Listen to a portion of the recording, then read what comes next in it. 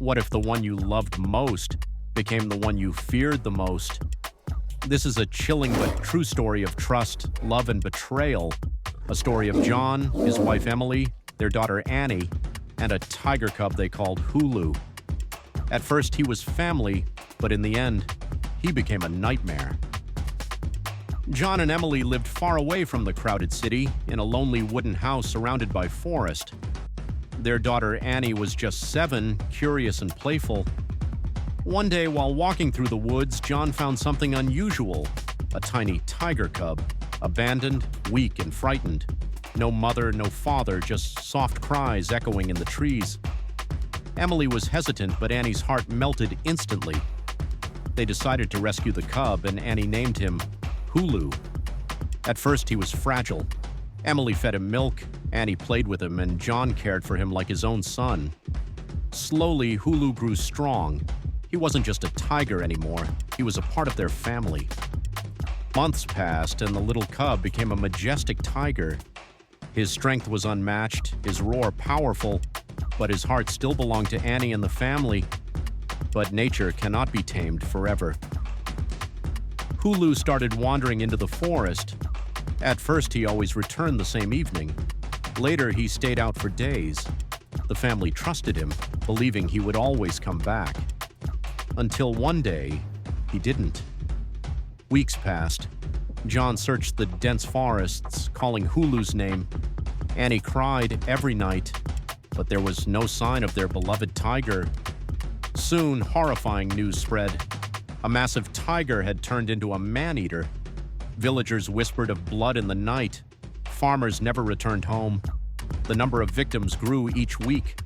The government announced a bounty of $1 million on the man-eater's head. John's heart sank. He wanted to believe it wasn't Hooloo, but deep down, a voice whispered, "What if it is?" At this moment, a legendary hunter named Crist arrived. Experienced, fearless, and determined, Crist's mission was clear: find and kill the beast. He met John, asking for clues. John hesitated. He couldn't confess his fear that the man-eater might be his Hooloo. Still, he decided to join Crist on the hunt, determined to uncover the truth himself. For 20 long days, John, Crist, and local helpers roamed the jungle.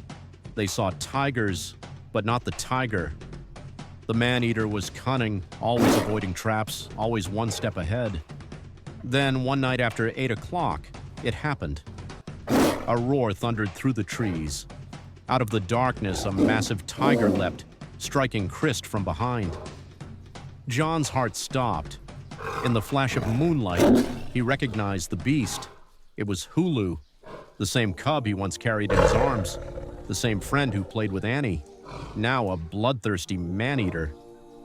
John screamed, "Stop, Hooloo!" For a brief second, the tiger hesitated, his glowing eyes locking onto John. That pause gave Crist the chance to fire. The shot hit. Hooloo roared in agony, collapsing to the ground. John rushed forward. There, bleeding and broken, was the tiger he once called family. Hooloo opened his eyes one last time, looked at John, and took his final breath. The next morning, Crist explained the truth. Hooloo had been injured by another hunter. With his leg wounded, he could no longer chase deer or wild animals. Desperate for easy prey, he turned to humans, from a loved companion to a man-eater. And so ends the story of Hooloo, the tiger who was once family but later became a nightmare. Was it destiny, or was it a cruel twist of fate? Tell us in the comments. Do you think wild animals can ever truly become family, or will their instincts always return? Don't forget to like, share, and subscribe for more stories that touch the heart and chill the soul.